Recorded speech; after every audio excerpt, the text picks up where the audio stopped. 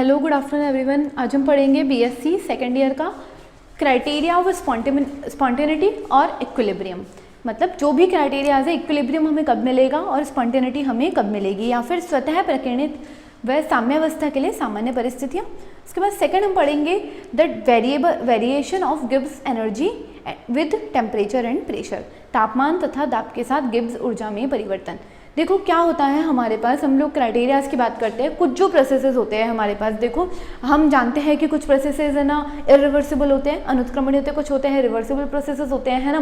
तो जो भी हमारे पास रिवर्सिबल प्रोसेसेस होते हैं वो तो नॉन स्पॉन्टेनियस होते हैं, ठीक है ना। ध्यान रखना, जितने भी हमारे पास हम क्राइटेरिया पढ़ रहे स्पॉन्टेनिटी का, जितने भी हमारे पास रिवर्सिबल प्रोसेस होते हैं, उत्क्रमणीय प्रक्रम जितने भी हमारे पास रहते हैं, वो हमारे पास क्या होते हैं, हमारे पास जितने भी रिवर्सिबल प्रोसेस होते हैं वो सारे के सारे हमारे पास क्या होते हैं, नॉन स्पॉन्टेनियस प्रवृत्ति के होते हैं। मतलब वो खुद नहीं होते, उनका नेचर खुद के होने का नहीं होता। जबकि हम बात करते हैं जितने भी हमारे पास नॉन रिवर्सिबल प्रोसेस होते हैं या फिर इरिवर्सिबल प्रोसेस होते हैं,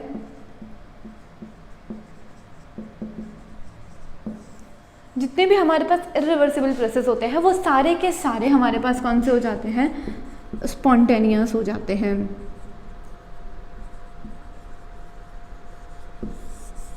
स्पॉन्टेनियस प्रोसेस वो हमारे पास सारे के सारे हो जाते हैं। इसका मतलब इन्वायरमेंट में जितने भी प्रोसेस हो रहे हैं, यूनिवर्स में जितने भी प्रोसेसेस हमारे पास हो रहे हैं, वो सारे के सारे कौन से होते हैं, हमारे पास इरिवर्सिबल होते हैं। और रिवर्सिबल होंगे, इसका मतलब वो सारे के सारे प्रोसेस हमारे पास स्पॉन्टेनियस भी होते हैं, है ना। तो अब हम ये पता लगाना चाहते हैं कि कौन कौन से प्रोसेसेस स्पॉन्टेनियस होंगे और कौन कौन से प्रोसेसेस हमारे पास क्या होंगे, स्पॉन्टेनियस नहीं होंगे। तो उनकी अगर हमको स्टडी करनी है तो हम कुछ चीज़ें जान लें कि भाई कौन कौन से होंगे। तो उसके लिए हमने क्या दिया है, क्राइटेरिया ऑफ स्पॉन्टेनिटी हमने दे दिया है। तो इन्हीं के लिए हमें ज़रूरत पड़ती है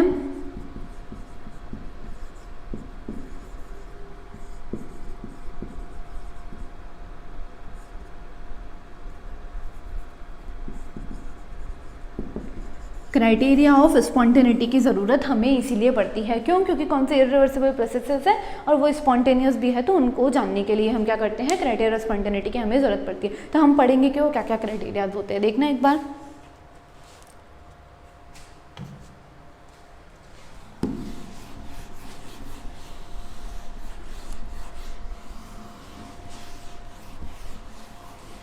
देखो हम जानते हैं कि उत्क्रमणीय प्रक्रम में अगर आप किसी भी रिवर्सिबल प्रोसेस की बात करते हैं, है ना, तो उस रिवर्सिबल प्रोसेस में आपके पास एंट्रोपी क्या होती है, ds की अगर आप बात करें तो मैंने आपको पहले बताया ds होती है Q रिवर्सिबल बाय T के आपको बराबर मिल जाती है ना। उसके बाद हम बात करते हैं, ये तो हो गया हमारे पास किसी भी उत्क्रमणीय प्रक्रम रिवर्सिबल प्रोसेस में एंट्रोपी हो गई। उसके बाद अगर हम इरिवर्सिबल प्रोसेस की एंट्रोपी की बात करते हैं तो वो हमें क्या मिलती है, ds हमारे पास ज़्यादा हो जाती है, किससे ज़्यादा हो जाती है, dq इरिवर्सिबल बाय T से आपको क्या मिल जाती है, ज़्यादा मिल जाती है ना। तो हम टोटली हम कंक्लूजन के फॉर्म में क्या लिख सकते हैं, जो हमारा ds है वो हमारे पास हमें ज़्यादा या फिर बराबर मिलता है। यही हुआ, ds जो है वो ज़्यादा या फिर बराबर होता है हमारे पास, ये बराबर का चिन्ह है और ये ज़्यादा का साइन है ना, ये बराबर है, ये ज़्यादा होता है हमारे पास, dq बाय T से हमें क्या मिलता है, ज़्यादा हमें मिल जाता है। ये हमारे पास क्या हो गया, क्राइटेरिया ऑफ स्पॉन्टेनिटी हमें ये मिल गया है। मतलब क्राइटेरिया ऑफ स्पॉन्टेनिटी नहीं, लेकिन इन दोनों का कंक्लूजन, रिवर्सिबल और इरिवर्सिबल का मिला के कंक्लूजन हमें मिल गया है। ds जो है वो ज़्यादा होता है, dq बाय T से हमें क्या हो जाता है, ज़्यादा मिल जाता है। उसके बाद देखो, अगर मैं फर्स्ट लॉ की बात करूँ, अगर मैं इस इक्वेशन को मैं ऐसे भी लिख सकती हूँ, dq is less than ds। अगर मैं इस t को यहाँ से उठा के यहाँ ले जाऊँ तो मैं tds जो है वो मेरे पास ज़्यादा हो जाएगा, dq से मेरे को ज़्यादा मिल जाएगा, है ना। ये इक्वेशन मैं लिख सकती हूँ। उसके बाद मैं बात करती हूँ फर्स्ट लॉ की। हम फर्स्ट लॉ थर्मोडायनेमिक्स से जानते हैं कि dq जो होता है वो de plus d plus w के हमें क्या मिल जाता है, बराबर हमें मिल जाता है ना। अब यहाँ से देखो, मैं अगर चाहूँ तो मैं इसकी जगह या फिर मैं इसको अगर इधर उधर थोड़ी बहुत चीज़ें अगर मैं कर दूं तो मैं क्या कर सकती हूँ कि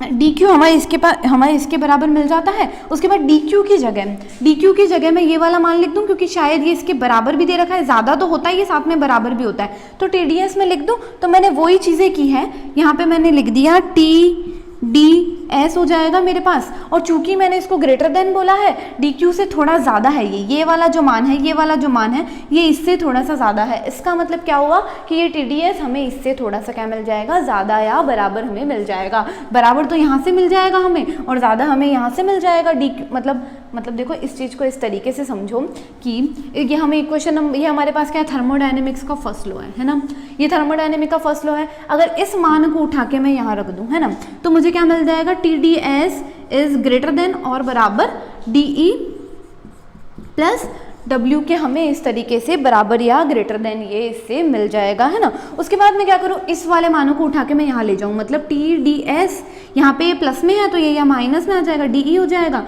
यहाँ प्लस में है ये माइनस में आ जाएगा, डी डब्ल्यू लिख दूँ, इस ग्रेटर देन और ये यहाँ पे जीरो हमें मिल जाएगा, क्योंकि ये यहाँ से यहाँ जा चुका है तो हमें ये क्या मिल जाएगा, जीरो के बराबर मिल जाएगा। उसके बाद अगर मैं बात करती हूँ कि W क्या होता है हमारे पास, PdV के बराबर होता है हमारे पास W। हम जानते हैं कि W जो है हमारे पास वो हमारा PdV के बराबर हमें मिल जाता है। तो मैं इस इक्वेशन को लिख सकती हूँ T D S minus D E minus P D V is greater than और इक्वल टू 0 मुझे मिल जाएगा, है ना। उसके बाद अगर मैं बात कर देती हूँ समतापीय प्रक्रम की, अगर मैंने बोल दिया कि ये जो प्रक्रम है ये क्या समतापीय है, मतलब E बराबर मैंने 0 ले लिया, मतलब मैंने क्या मान लिया, E जो है हमारे पास डेल E जो है या फिर E जो है उसको मैंने क्या मान लिया, एक कांस्टेंट मान लिया, स्थिरांक मान लिया, ठीक है। उसके बाद dv आयतन, v को भी मैंने क्या मान लिया, कांस्टेंट मैंने मान लिया।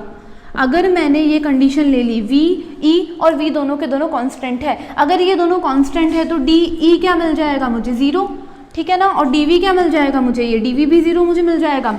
इसका मतलब ये वाला मान भी मेरे पास 0 और ये वाला मान भी मेरे पास 0 मिल जाएगा। इसका मतलब t del s is greater than equals to 0 मुझे मिल जाएगा। किसके लिए मिल गया मुझे ये हमारे पास स्पॉन्टेनिटी का पहला क्राइटेरिया है। अब इस t को उठा के मैं 0 के नीचे ले जाऊँ तो मुझे क्या मिल जाएगा, डेल s किन के ऊपर, स्थिरांक है हमारे पास E और V दोनों कांस्टेंट है तो कांस्टेंट E और कांस्टेंट V पर ग्रेटर देन इक्वल्स टू 0 मुझे मिल जाएगा। तो ये हमारे पास क्या हो गया, स्पॉन्टेनिटी का पहला क्राइटेरिया हो गया। देखो क्या किया है मैंने, सबसे पहले तो मैंने ये किया है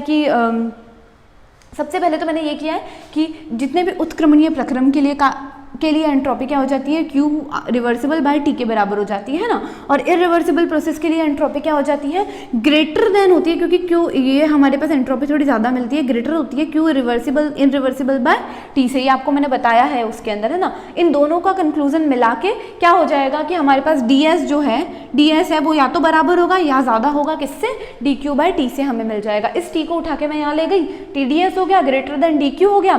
फर्स्ट लॉ हम जानते हैं कि dq बराबर होता है डेल ई प्लस डब्ल्यू के बराबर होता है, तो वही चीज़ इसको उठा के मैंने यहाँ रख दिया, मुझे ये इक्वेशन मिल गई। उसके बाद क्या किया, इसको उठा के मैंने यहाँ ले गई और इसको उठा के यहाँ ले गई, ये मिल गया। अब हम जानते हैं कि भाई है ना, अगर हमने W बराबर PdV होता है तो PdV लिख दिया। बात करी E अगर हमारे पास स्थिरांक है और V भी हमारे पास स्थिरांक है तो DE बराबर 0, DV बराबर 0, तो ये 0 हो जाने से TdS जो है वो 0 से ज़्यादा हो जाएगा, ये यहाँ ले जाएंगे तो स्थिर आंतरिक ऊर्जा पर, स्थिर E पर, कांस्टेंट E पर और कांस्टेंट V पर हमें क्या मिलेगा, ds जो है हमें 0 से क्या मिलेगा, ज़्यादा हमें मिलेगा। ये तो आपका पहला हो गया, ये हो गया आपका पहला क्राइटेरिया। पहला क्राइटेरिया आपको मिल गया, ds E और V जो है वो ग्रेटर देन इक्वल्स टू आपको 0 मिल चुका है, ये आपका पहला क्राइटेरिया हो गया। सेकंड हम बात करते हैं, देखो हमें ये इक्वेशन मिली है ना, इस इक्वेशन को मैं क्या क्या लिख सकती हूँ, देखो T del S minus D E, ठीक है, माइनस डी ई प्लस इसको मैं W लिख सकती हूँ minus D W is greater than equals to 0। ये इक्वेशन हमें मिली है ना, ये इक्वेशन ही है, ये इक्वेशन मिली है ना। इसके बाद अगर मैं उठा के क्या कर दूँ, इसके बाद मैं उठा के क्या कर दूँ, इस dw को उठा के मैं यहाँ वापस लेके चली जाऊँ, है ना, तो मुझे क्या मिल जाएगा, TdS minus del E greater than equals to हमें मिल जाएगा dw के हमको मिल जाएगा, है ना। तो हमें ये इक्वेशन अब मिल चुकी है। अगर माना कि मेरे पास जो ये t है ये अब मैंने मतलब ये पहले स्थिरांक था, अब ये स्थिरांक नहीं है ना, स्थिरांक के माना की, तो TdS जो है इसको मैं लिख दूंगी एस मैंने अगर लिख दिया है ना, डी टी एस मैंने अगर इसको लिख दिया कि अगर मैंने टी को स्थिरांक माना और फिर मैंने इसको मैं अंदर लेके चली गई और डी टी एस मैंने लिख दिया, तो मैं इसकी जगह ये वाला मान लिख सकती हूँ, है ना। तो मैंने यही चीज़ करूँगी, मैं क्या करूँगी, D T S minus D E is greater than equals to D W मुझे मिल जाएगा। उसके बाद क्या किया है देखना, इस डी को मैं कॉमन ले सकती हूँ दोनों में, तो मैंने क्या कर दिया कि भाई इस डी को मैंने क्या कर दिया, कॉमन ले लिया। कॉमन ले लेने से क्या होगा, डी अगर मैंने कॉमन ले लिया तो डी कॉमन ले लेने से मुझे क्या मिल जाएगा, माइनस डी अगर मैंने कॉमन ले लिया, है ना। तो ये माइनस डी अगर मैं कॉमन लूँगी तो माइनस वाला प्लस में कन्वर्ट हो जाएगा। देखिए अभी हम यहाँ पे मतलब इसको मैंने क्या मान लिया, तापमान को मैंने कांस्टेंट क्वांटिटी मान लिया। अब क्या करूँगी, मैं यहाँ से डी को कॉमन ले सकती हूँ। अगर मैं डी को कॉमन ले लेती हूँ तो मुझे क्या मिलेगा, ये माइनस वाला जो था ये तो प्लस में कन्वर्ट हो जाएगा क्योंकि माइनस कॉमन में लिया है ना। तो ये माइनस वाला तो प्लस में आ जाएगा, लेकिन जो प्लस में था वो माइनस में आ जाएगा, तो यहाँ पे आ जाएगा माइनस टी एस मुझे मिल जाएगा, है ना। Is greater than equals to मेरे पास हो जाएगा डी डब्ल्यू, है ना। उसके बाद एक जो होता है, एक हेल्महोल्ट्ज़ फंक्शन नाम की एक चीज़ होती है। क्या होता है वो हेल्महोल्ट्ज़ फंक्शन, उसको हम बोलते हैं ए जो हमारे पास फंक्शन है, जो ए है हमारा, वो हमारे पास क्या रहता है, देखो ए जो है हमारे पास वो होता है, इसको हेल्महोल्ट्ज़ एनर्जी बोलते हैं, हेल्महोल्ट्ज़ एनर्जी, है ना।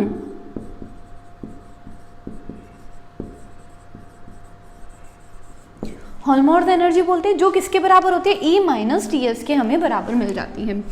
ई माइनस टी एस के बराबर हमें क्या मिल जाती है, हमारी हेल्महोल्ट्ज़ एनर्जी हमें मिल जाती है ना। तो इसकी जगह ई माइनस टी एस की जगह मैं ए लिख सकती हूँ, तो माइनस डी ए जो मुझे ग्रेटर देन और इक्वल्स टू मुझे डी डब्ल्यू मिल जाएगा, है ना। अब देखो क्या है, अगर मैं बात कर रही हूँ जो वर्क है हमारे पास, अगर मैं स्थिर आयतन की मैंने बात कर दी, अगर मैंने स्थिर आयतन की बात कर दी तो देखो क्या है, minus D W is greater, D A is greater then D W है ना। डब्ल्यू को हम जानते हैं, डब्ल्यू हमारे पास क्या रहता है, D W P D V के बराबर रहता है। अगर मैंने वी को कॉन्स्टेंट मान लिया, वी हमारे पास मैंने कॉन्स्टेंट मान लिया, v अगर मैंने कांस्टेंट मान लिया तो मेरे पास मेरा dv जो है वो जीरो हो जाएगा, है ना। dv जीरो हो जाएगा मतलब ये वाला dv जो है ये मुझे क्या मिल जाएगा, जीरो मिल जाएगा।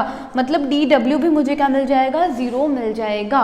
जीरो अगर मुझे ये मिल गया, मतलब अगर मैं स्थिर आयतन प्रक्रम की बात कर दूं तो मुझे ये वाली टर्म क्या मिल जाएगी, जीरो मिल जाएगी, है ना। इसके जीरो होते ही क्या हो जाएगा, माइनस डी ए जो है वो स्थिर v पर, कांस्टेंट वॉल्यूम पर, और कांस्टेंट वॉल्यूम की बात चल रही है, कांस्टेंट वॉल्यूम पर, और तापमान को तो हमने स्थिर यहाँ पे कर लिया था। देखो इस वाले टर्म में मैंने आपको बोला तापमान स्थिर है, तो कांस्टेंट वॉल्यूम पर और कांस्टेंट ताप पर हमें क्या मिल जाएगा, ये greater than equals to zero हमें मिल जाएगा, है ना। उसके बाद अगर मैं बात करती हूँ, मतलब ग्रेटर देन इक्वल्स टू मतलब ये जीरो से ज़्यादा मिलेगा, ये जीरो है हमारा, है ना। यहाँ पे 1 2 ये ऐसे और ये माइनस है, ये -2 है, तो जीरो में नेगेटिव में ज़्यादा मिलने का मतलब है कि इस तरफ हमें मिलेगा, है ना। इस तरफ हमें डेल ए का मान हमें मिलेगा, किस तरफ, नेगेटिव में, जीरो के इस तरफ हमें नेगेटिव में ए का मान मिलेगा। इसका मतलब मैं इसे लिख सकती हूँ कि ये जीरो से ज़्यादा तो इस तरफ है, जीरो से कम इस तरफ है, मतलब ये हमें जीरो से कम मिलेगा। इसका मतलब del A constant temperature and volume पर less than equals to zero के आपको बराबर मिल जाएगा। देखो स्पॉन्टेनिटी थी, पहला जो क्राइटेरिया था वो हमारे पास क्या मिला था, डी एस कांस्टेंट ई पर और कांस्टेंट ई पर और कांस्टेंट वी पर आपको greater than equals to zero मिला था। सेकंड क्राइटेरिया आपको मिला है डेल ए कांस्टेंट टेम्परेचर पर और कांस्टेंट वॉल्यूम पर less than equals to zero आपको मिल चुका है, ये आपका सेकंड क्राइटेरिया। देखो इसमें क्या किया है, कुछ भी नहीं किया, जो आपको इस वाले के क्राइटेरिया के एंड की जो एंड में मतलब लगभग सेकंड लास्ट जो आपको इक्वेशन मिली थी उसमें आपने dt को यहाँ से घुमा के यहाँ रख दिया, dt को यहाँ ले जाते ये ग्रेटर देन इसके हो जाएगा। फिर तापमान को अगर मैं कांस्टेंट क्वांटिटी मान लूँ तो मैं कांस्टेंट की तरह अंदर उसको ले लूँगी और फिर इस तरीके से ये dt लिख दूँगी, यहाँ पे dts लिख दूँगी।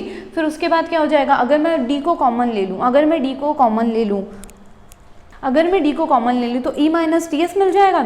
ई माइनस टी एस हमारे पास हेल्महोल्ट्ज़ एनर्जी के बराबर होता है, ई माइनस टी एस ए के बराबर होता है, तो मैं ए लिख दूंगी।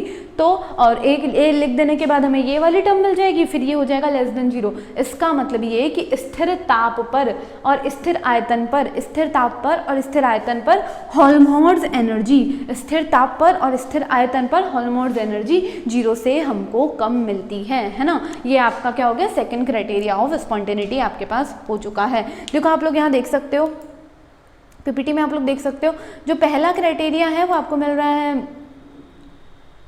पहला क्राइटेरिया है वो D S is greater then 0 मिल रहा है, सेकंड आपको मिल रहा है डी ए लेस देन 0 मिल रहा है। थर्ड क्राइटेरिया की अगर हम बात करते हैं तो थर्ड क्राइटेरिया है वो आपके पास रिलेटेड होता है गिब्स फंक्शन से रिलेटेड आपको मिल जाता है। देखो गिब्स फंक्शन से रिलेटेड ये क्राइटेरिया होता है और इसमें क्या मिलता है,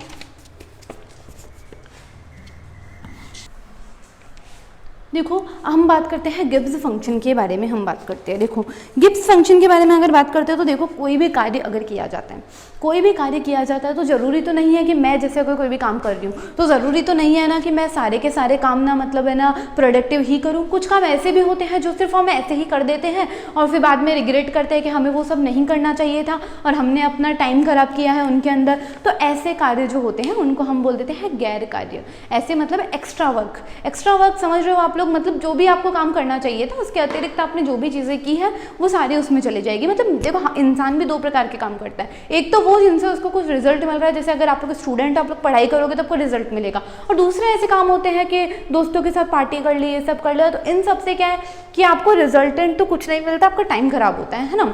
तो वही चीज़ें हैं। तो इसी प्रकार से जो कार्य है ना हमारे पास, वो भी हमारे पास क्या हो जाता है, दो तरीके का कार्य हमारे को मिल जाता है। कौन कौन से कार्य मिल जाते हैं, अगर माना कि डी डब्ल्यू कार्य है ना, वो दो प्रकार के कार्य से मिलकर बना है। डी डब्ल्यू एक्स्ट्रा अतिरिक्त जो कार्य किया है वो, प्लस पी डी वी से आपको अगर ये मिलकर बन गया है ना।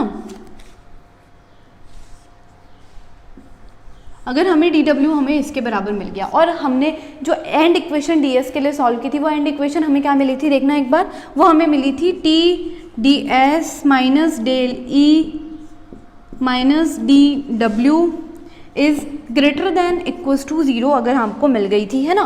तो इस डी डब्ल्यू की जगह मैं क्या लिख सकती हूँ, ये वाला मान मैं लिख सकती हूँ। इस वाले मान को उठा के मैंने यहाँ पे इसको रख दिया, तो मुझे क्या मिल गया, T D S minus D E, minus है ये रख दूंगी मैं, minus D W external plus और माइनस अंदर मल्टीप्लाई हो जाएंगे, तो ये minus P D V is greater than equals to 0 मुझे मिल जाएगा, है ना। उसके बाद देखो मैं इन चीज़ों को सॉल्व कर सकती हूँ। तो सॉल्व करने के लिए मैं क्या करूँगी, देखो इस डब्ल्यू एक्सटर्नल को मैं उठा के यहाँ से यहाँ ले जाती हूँ, तो मुझे क्या मिल जाएगा, T D S equals to D E minus P D V is greater than equals to D W extra के मुझे बराबर मिल जाएगा। अगर ये डी डब्ल्यू एक्स्ट्रा के बराबर मिल गया और मैंने तापमान के लिए वही चीज़ की, टी डी एस को मैंने क्या लिख दिया, डी टी एस मैंने लिख दिया, मतलब मैंने इसको क्या मान लिया, तापमान को एक स्थिरांक मान लिया, तो मैंने इसकी जगह यहाँ पे ये चीज़ लिख सकती हूँ, है ना। तो वही चीज़ मैंने इसके अंदर की है। और उसके बाद साथ में इस पी डी वी के लिए भी मैं लिख सकती हूँ, पी डी वी के लिए मैं डी पी वी मैं लिख सकती हूँ, तो मैंने इसकी जगह पे और इसकी जगह पे इन वाले मानों को मैं रख देती हूँ, तो मुझे क्या मिलेगा, देखना,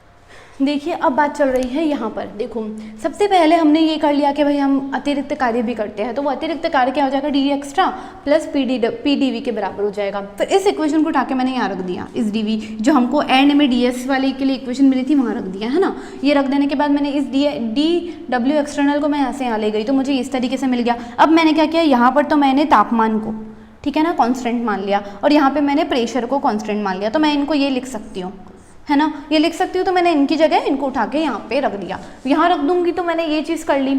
फिर माइनस डी मैंने अगर कॉमन ले लिया, माइनस डी कॉमन लेने से ये माइनस डी हट जाएगा और ई आ जाएगा, पॉजिटिव में प्लस में ई आ जाएगा।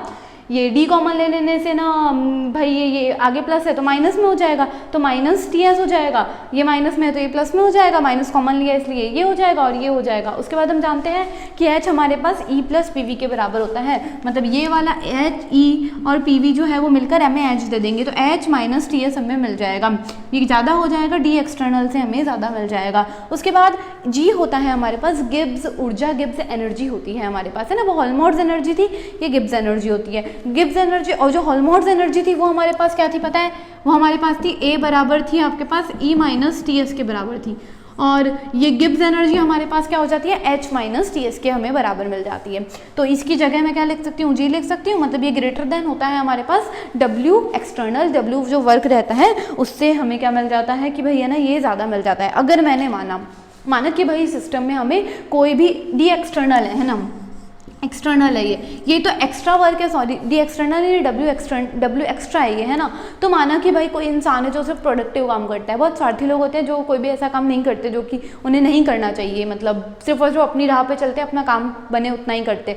तो माना कि भाई इस सिस्टम में क्या हो रहा है, कोई भी एक्स्ट्रा वर्क क्या हो रहा है, नहीं हो रहा है, और एक्स्ट्रा वर्क जीरो है, तो ये वाला मान जीरो हो जाएगा। तो मेरे पास माइनस डी जी, और बात चल रही है यहाँ पे तापमान और प्रेशर कांस्टेंट है, तो तापमान और प्रेशर दोनों कांस्टेंट मान लूँगी, तो ये मुझे greater than equals to zero मिल जाएगा। इसका मतलब ये भी वही चीज़ हो गई, तो इसको मैं और क्या लिख सकती हूँ, डी जी टेम्परेचर और प्रेशर जो है उस पर मुझे ये less than equals to zero के बराबर मुझे मिल जाएगा, है ना, डेल जी का मान। तो मतलब गिब्स एनर्जी का मान हमें स्थिर ताप पर और स्थिर दाब पर हमें क्या मिलता है, जीरो से कम मिलता है ना। तो पहला क्राइटेरिया जो हमारे पास था, देखना एक बार,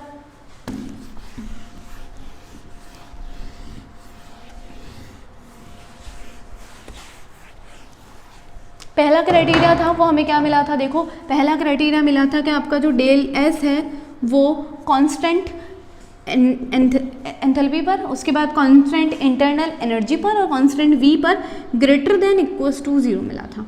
सेकंड है आपके पास डेल ए का मान है वो मुझे मिला था less than equals to zero मिला था मुझे कौन पर, स्थिर तापमान पर और स्थिर, एक सेकंड रुकना, स्थिर तापमान पर और स्थिर आयतन पर हमें ये मिला था, है ना, तापमान पर और स्थिर आयतन पर मिला था लेस देन। तीसरा हमें मिल गया डेल जी स्थिर तापमान पर और दाब पर आपको मिल गया था less than equals to zero मिल गया था। ये ही आपके तीन स्पॉन्टेनिटी के क्राइटेरियाज है ना, ये तीनों आप अच्छे से याद रख लेना। उसके बाद देखो हम बात करते हैं, एक सेकंड रुको, देखो ये आप साइड में देखो एक बार, साइड में अगर आप देखोगे कांस्टेंट टेम्परेचर और वॉल्यूम पर ये रहा डी जी जो है वो आपको लेस देन इक्वल्स टू आपको क्या मिल रहा है, जीरो के बराबर आपको मिल रहा है ना। तो यही चीज़ें हो गई है। पहला है कि जो यूनिवर्स है उसकी एंट्रोपी जो है वो क्या हो रही है, कॉन्स्टेंटली क्या हो रही है, स्थिर आंतरिक, मतलब आंतरिक ऊर्जा और आयतन पर हमें क्या मिल रही है, जीरो से ज़्यादा, मतलब कंटिन्यूसली जीरो से ज़्यादा मिल रही है, जीरो से कम मिल रहा है। हेल्महोल्ट्ज़ एनर्जी का मान हमें स्थिर ताप पर और स्थिर आयतन पर जीरो से कम मिल रहा है, और गिब्स एनर्जी का मान हमें स्थिर ताप पर और स्थिर दाब पर क्या मिल रहा है, जीरो से कम मिल रहा है। सिर्फ और सिर्फ एक ही जीरो से ज़्यादा मिल रहा है, वो है डेल एस का मान, बाकी सबके हमें क्या मिल रहा है, जीरो से कम ही मिल रहे हैं, है ना। अब उसके बाद हम बात करते हैं, सेकंड है आपका आज का, देखो एक बार स्लाइड में देख लो आप लोग, साइड में पहली स्लाइड तो आप लोग समझ चुके होंगे, पहली स्लाइड में मैंने क्या बताया है, जब कोई कंक्लूजन है वही दे रखे हैं, आइसोलेटेड सिस्टम के लिए बात की जा रही है, डेल एस जो है आपको क्या मिल रहा है, जीरो से ज़्यादा मिल रहा है। सेकंड है कांस्टेंट टेम्परेचर, भी कांस्टेंट टेम्परेचर और वॉल्यूम और कांस्टेंट वॉल्यूम और कांस्टेंट टेम्परेचर पर आपको डी ए जो है वो जीरो से क्या मिल रहा है, कम मिल रहा है। उसके बाद कांस्टेंट प्रेशर और टेम्परेचर पर आपको क्या मिल रहा है, डेल जी जो है वो आपको जीरो से कम मिल रहा है ना। तो सिर्फ और सिर्फ एक चीज़ जीरो से ज़्यादा मिल रही है। उसके बाद हम बात कर रहे हैं कि देखो ये भी स्पॉन्टेनिटी के क्राइटेरिया में ही आता है, आप ऐसे देखो तो, लेकिन हाँ इस चीज़ को हम पढ़ते किस में है, हम इसको पढ़ते हैं रिलेशनशिप में। डेल एच और डेल जी और डेल ए का, डेल एस का अगर आप रिलेशनशिप पढ़ोगे तो आपको उसके अंदर ये चीज़ें पढ़ने को मिलती हैं, ठीक है ना। तो देखो इसके अंदर आपको क्या करना है, कुछ भी बहुत ज़्यादा चीज़ें नहीं है, रिलेशनशिप बिटवीन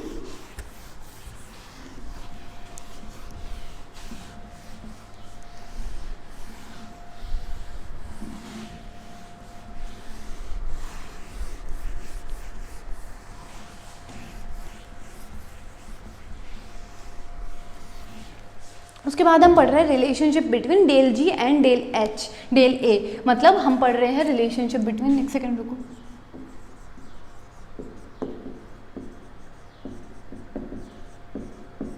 बिटवीन पढ़ रहे हैं हम del G and del A, ठीक है ना। हम ये पढ़ रहे हैं ये चीज़ है ना। तो ये क्या है हमारे पास, गिब्स एनर्जी, गिब्स एनर्जी, ये हमारे पास है हेल्महोल्ट्ज़ एनर्जी,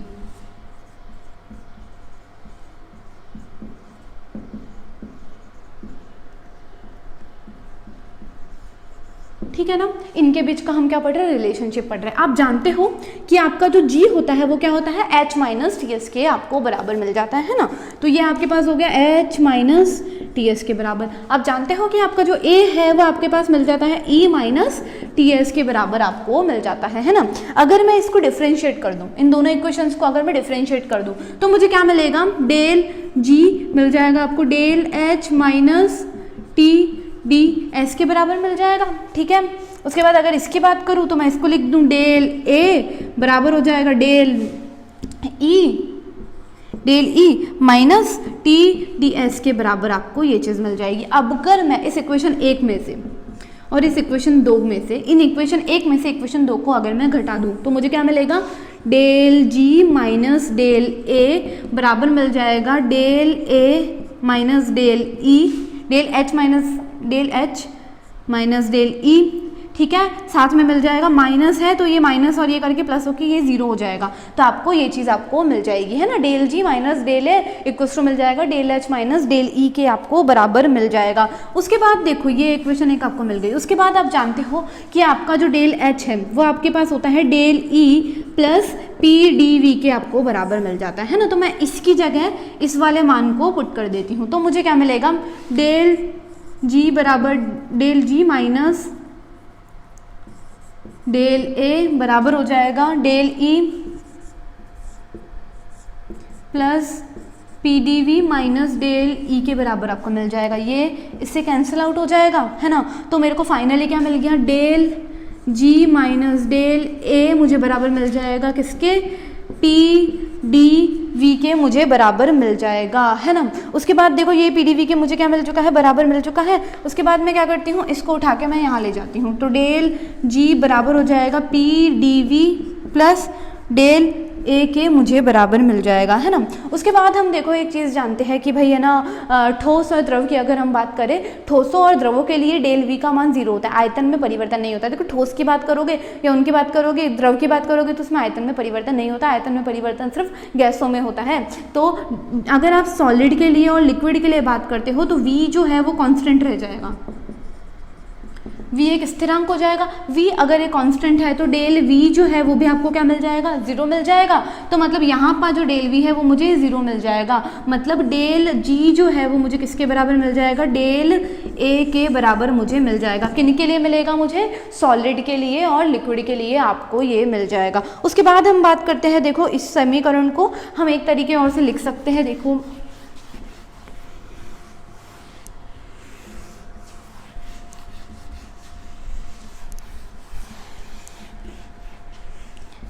इस समीकरण को हम एक और तरीके से लिख सकते हैं। देखो क्या करना है आप लोगों को कि अगर मैं उसको मतलब ये आपको मिल गया है डेल जी जो है आप लोगों का, देखो अगर आपको मैंने बताया डेल जी जो है वो आपको किसके बराबर मिल जाएगा, डेल जी जो है वो आपको वहाँ से बराबर मिला है P D V plus del A के आपको बराबर मिल गया, है ना। इस डेल ए को उठा के मैं यहाँ ले गई तो माइनस डेल ए जो है और बराबर आपको मिल जाएगा, इसको मैं यहाँ से यहाँ ले जाऊँ तो P D V minus del G के बराबर आपको ये मिल जाएगा, है ना। अब आप लोग ना एक चीज़ जानते हो, मैंने आप लोगों को उधर एक चीज़ बताई थी, अगर आपको याद हो तो। इसके पहला वाला जो सॉल्यूशन था वो हमको क्या बोलता है कि डेल जी जो है वो हमें क्या मिल रहा था, माइनस डेल जी जो है वो हमें ग्रेटर टू इक्वल टू मिल जाता है डब्ल्यू एक्सटर्नल के, डब्ल्यू एक्स्ट्रा के, याद है ऐसा इक्वेशन मिला था, है ना। तो इसकी जगह में डब्ल्यू एक्स्ट्रा इक्वल्स टू है तो डब्ल्यू एक्स्ट्रा में लिख सकती हूँ। तो माइनस डेल ए जो है वो पी डी वी माइनस के बराबर होता है, तो माइनस की जगह मैं लिख दूंगी प्लस डब्ल्यू एक्स्ट्रा के, आपको क्या मिल जाएगा, बराबर आपको मिल जाएगा, है ना। तो यही आपके पास क्या हो गया, आपके पास फाइनल कंक्लूजन जो है वो इनका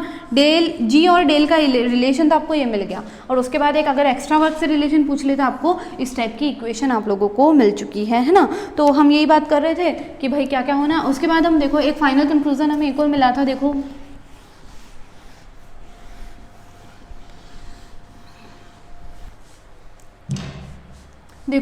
डेल जी जो होता है हमारे पास वो हमें क्या मिला था, del H minus T D S के बराबर मिलता है। ये आपको तो पहले ही मिल गया था, तो हम जानते हैं ये होता है ना। अब देखो यहाँ से हम स्पॉन्टेनिटी के क्राइटेरिया निकालते हैं, है ना। वो तो आपको डेल जी और डेल ए का रिलेशन तो मैंने आपको बता दिया। अब हम इनके स्पॉन्टेनिटी का क्राइटेरिया निकालते हैं। देखो क्या होता है, अगर आपके पास आप लोग जानते हो बहुत अच्छे से कि डेल जी का मान आपको क्या मिलेगा, लेस देन इक्वल टू आपको 0 मिलेगा, तब आपके पास क्या होगा, प्रोसेस क्या हो जाएगा, स्पॉन्टेनियस प्रोसेस आप लोगों के पास हो जाएगा। आप लोग ये चीज़ बहुत अच्छे से जानते हो, मैंने आपको बता दिया है। किस पर मिलेगा ये, स्थिर ताप पर जब हम बात करते हैं, और स्थिर तापमान पर, स्थिर दाब पर अगर आप बात करते हो तो ये 0 से आपको कम मिलना चाहिए। 0 से कम का मतलब है कि इसका मान आपको क्या मिलना चाहिए, नेगेटिव में मिलना चाहिए। अगर ये आपको नेगेटिव में चाहिए तो आप लोग क्या क्या करोगे, देखो अगर आपके पास, अगर सबसे पहली कंडीशन में मैंने आपको बोल दी कि भाई सबसे पहली कंडीशन ये है कि आपके पास जो डेल एच है, डेल एच का मान लिख देती हूँ, डेल एस का मान लिख देती हूँ, है ना। इनकी बात चल रही है, उसके बाद मैं साइन लिखती जाऊँगी, स्पॉन्टेनियस होगा या नहीं होगा, है ना। देखो अगर आपके पास डेल एच का मान नेगेटिव है, ठीक है, डेल एच का मान नेगेटिव है और डेल एस जो है उसका मान नेगेटिव है, ये नेगेटिव है मेरे पास और फिर ये भी नेगेटिव है ना। ये नेगेटिव मिलके क्या हो जाएंगे, इसको बना देंगे पॉजिटिव, है ना। और ये नेगेटिव है, अगर ये नेगेटिव है ना, और ये पॉजिटिव है ना, तो हमको क्या मिलेगा भाई, हमको इसका मान मिल जाएगा। देखो इसका अगर ये नेगेटिव है और वो वाला भी आपके पास नेगेटिव है, तो आपको क्या मिल जाएगा, देखो प्लस और माइनस, ये डिपेंड किस पे करेगा कि मान किसका ज़्यादा है ना। अगर डेल एच का मान ज़्यादा है, अगर डेल एच का मान अगर इससे ज़्यादा होगा, ठीक है, डेल एच का मान अगर इससे ज़्यादा होगा तो ये हमें मिल जाएगा स्पॉन्टेनियस, है ना। मतलब ये कि अगर तापमान कम है, अगर इसका मान कम है, अगर इसका मान कम है तो कम से मल्टीप्लाई होगा, कम से अगर मल्टीप्लाई होगा तो इसका मान पूरे का मान कम हो जाएगा, पूरे का मान कम हो जाएगा, ठीक है ना। पूरे का मान कम हो जाएगा, इसका मतलब ये कि ये वाला जो प्रोसेस है ये क्या हो जाएगा, लो टेम्परेचर पर, तो क्या हो जाएगा, हमें लो टी पर आपको क्या मिल जाएगा, स्पॉन्टेनियस मिल जाएगा, ठीक है। अगर इसका मान ज़्यादा है और ये नेगेटिव है ना, अगर इसका मान ज़्यादा है और ये नेगेटिव है तो ये ज़्यादा में से ये कम घट जाएगा, पॉजिटिव आ जाएगा, और हम जानते हैं हमें रिजल्ट क्या चाहिए, नेगेटिव चाहिए। तो हाई टेम्परेचर पर आपको ये प्रोसेस मिल जाएगा, नॉन स्पॉन्टेनियस आपको मिल जाएगा, है ना। तो ये चीज़ हमने पढ़ी। उसके बाद हम बात करते हैं कि अगर आपको ये मान मिलता है कि ये वाला तो आपके पास नेगेटिव है, ये नेगेटिव है ना, मेरे पास ये नेगेटिव है और इसका मान डेल एस का मान पॉजिटिव है ना, तो ये तो नेगेटिव रहेगा, नेगेटिव मिलके क्या हो जाएंगे, नेगेटिव ही रह जाएंगे, पूरा रिजल्ट हमको नेगेटिव मिलेगा। तो अगर ये हमारे पास नेगेटिव है, डेल एस आपके पास पॉजिटिव है, तो प्रोसेस ऑलवेज स्पॉन्टेनियस आपको मिलेगा, है ना। प्रोसेस हमेशा आपको ऑलवेज स्पॉन्टेनियस मिलेगा। उसके बाद बात करते हैं हम कि अगर मेरे पास ना अगर ये नेगेटिव है, ये नेगेटिव है, अगर ये वाला मान मेरे को पॉजिटिव मिल रहा है ना, और ये वाला मान मुझे मिल रहा है नेगेटिव, है ना। अगर ये पॉजिटिव है और ये नेगेटिव है तो ये दोनों मिलके मेरे को क्या हो जाएंगे, ये भी पॉजिटिव हो जाएगा। तो मतलब टोटली अगर ये वाला पॉजिटिव है और वो वाला नेगेटिव है तो हमेशा प्रोसेस मुझे क्या मिलेगा, नॉन स्पॉन्टेनियस मेरे को मिल जाएगा, है ना। उसके बाद मैं बात करती हूँ, अगर एक और कंडीशन, ये पॉजिटिव है और ये भी पॉजिटिव है ना, ये भी पॉजिटिव है, ये भी पॉजिटिव है, तो यहाँ पर साइन तो नेगेटिव ही रहेगा। अगर इसका मान ज़्यादा हो जाता है इससे, अगर इसका मान ज़्यादा हो जाता है इससे, तो हमें स्पॉन्टेनियस प्रोसेस मिल जाएगा, इसका नेगेटिव मान मिल जाएगा। इसका मतलब क्या हो गया, देखो अगर ये पॉजिटिव है और वो सेकंड वाला भी आपको पॉजिटिव मिल रहा है ना, सेकंड वाला भी पॉजिटिव मिल रहा है, तो हाई टेम्परेचर पर इसका मान ज़्यादा होने पर प्रोसेस स्पॉन्टेनियस होगा। तो हाई टेम्परेचर पर प्रोसेस आपको क्या मिलेगा, स्पॉन्टेनियस आपको मिलेगा, और लो टेम्परेचर पर आपको क्या मिलेगा, ये प्रोसेस नॉन स्पॉन्टेनियस मिलेगा, है ना। अब देखो इस चीज़ों को मैं आपको अच्छे से समझा देती हूँ। देखो क्या किया है मैंने, देखो बात चल रही है इन प्रोसेसेस की, इस रिजल्ट की। अगर आपको दे दिया गया है ये इक्वेशन, है ना, आपको दी तो नहीं जाएगी, आपको याद रखनी पड़ेगी कि डेल जी बराबर होता है del H minus T D S के, आपको बराबर मिल जाता है ना। आपको पता है अच्छे से कि स्थिर ताप पर और स्थिर दाब पर इसका मान क्या, 0 से कम होने पर, मतलब नेगेटिव में होने पर प्रोसेस क्या होगा, स्पॉन्टेनियस होगा, मतलब स्वतः प्रक्रम होगा, है ना। तो हम बात कर रहे हैं अगर इसकी, तो अगर मेरे पास इसका मान नेगेटिव है ना, और ये पहली कंडीशन है, इसका मान भी नेगेटिव है, ठीक है, दोनों के दोनों नेगेटिव है, मेरे को क्या मिल जाएगा, माइनस डेल एच, ये माइनस और ये भी माइनस, तो प्लस प्लस डी एस हो जाएगा, ठीक है ना। तो मुझे क्या चाहिए, अगर मेरे पास नेगेटिव वाले का मान ज़्यादा है तभी तो डेल जी मेरे को नेगेटिव में मिलेगा, तो मतलब मुझे क्या चाहिए, डेल एच का मान मुझे क्या चाहिए, ज़्यादा चाहिए, टी डी एस से मुझे ज़्यादा चाहिए, है ना। और ये ज़्यादा कब मिलेगा, लो टेम्परेचर पे, जब टेम्परेचर का मान कम होगा तो ये ऑफकोर्स सी बात है ये कम हो जाएगा, तो लो टेम्परेचर पे मुझे स्पॉन्टेनियस प्रोसेस मिल जाएगा, ठीक है ना। और फिर हाई टेम्परेचर पे मुझे नॉन स्पॉन्टेनियस मिल जाएगा। अगर ये नेगेटिव है और ये नेगेटिव है और ये पॉजिटिव है, ठीक है ना, तो फाइनल इक्वेशन क्या मिल जाएगी, ये नेगेटिव है और ये पॉजिटिव है ना, तो नेगेटिव नेगेटिव करके पॉजिटिव नेगेटिव ही हो जाएंगे, तो हमेशा स्पॉन्टेनियस मिलेगा। उसके बाद बात करते हैं कि भाई ये तो पॉजिटिव है ना, और ये इसका मान है, ये नेगेटिव है ना, ये नेगेटिव और ये भी नेगेटिव, तो क्या हो जाएगा, पॉजिटिव हो जाएगा। तो टोटल ये भी पॉजिटिव पॉजिटिव पॉजिटिव करके पॉजिटिव मान मिलेगा। पॉजिटिव का मान का मतलब होता है कि भाई ये नॉन स्पॉन्टेनियस प्रोसेस हो गया, तो ये हो गया मेरे पास नॉन स्पॉन्टेनियस प्रोसेस। उसके बाद बात करते हैं डेल एच का मान पॉजिटिव है, और भाई हमारे पास जो हमारा डेल जी है, डेल इसका मान भी मेरे पास पॉजिटिव है, तो वही चीज़ हो गई, नेगेटिव वाले का मान ज़्यादा होगा तभी तो हमें प्रोसेस स्पॉन्टेनियस मिलेगा, और ये ज़्यादा कब होगा, जब टेम्परेचर का मान ज़्यादा होगा, तो हाई टेम्परेचर पे ये हमको स्पॉन्टेनियस दे देगा, लो टेम्परेचर पे नॉन स्पॉन्टेनियस दे देगा। यही बातें चल रही है। देखो ये जो मैंने आपको अभी चीज़ें समझाई वही चीज़ें हैं यहाँ पे, सारी चीज़ें वही हो रही है ना। उसके बाद ये ग्राफ है, इसका मान पॉजिटिव है तो क्या होगा, लो टेम्परेचर पे स्पॉन्टेनियस होगा, नॉन स्पॉन्टेनियस होगा, ये नॉन स्पॉन्टेनियस होगा और ये स्पॉन्टेनियस होगा। ये सारी चीज़ें मैंने आपको समझा दी है। उसके बाद अगर आपको रेफरेंस के लिए बुक्स पढ़नी है तो पहला है principle of physical chemistry B R Puri Sharma and M S Pathania, second है text book of physical chemistry A S Negi and S C Anand, third है the text book of physical chemistry Kundu and Jain, fourth है the physical chemistry Hindi education Suresh Ameta, R C Khandelwal, R Ameta G Vardia. Thank you so much.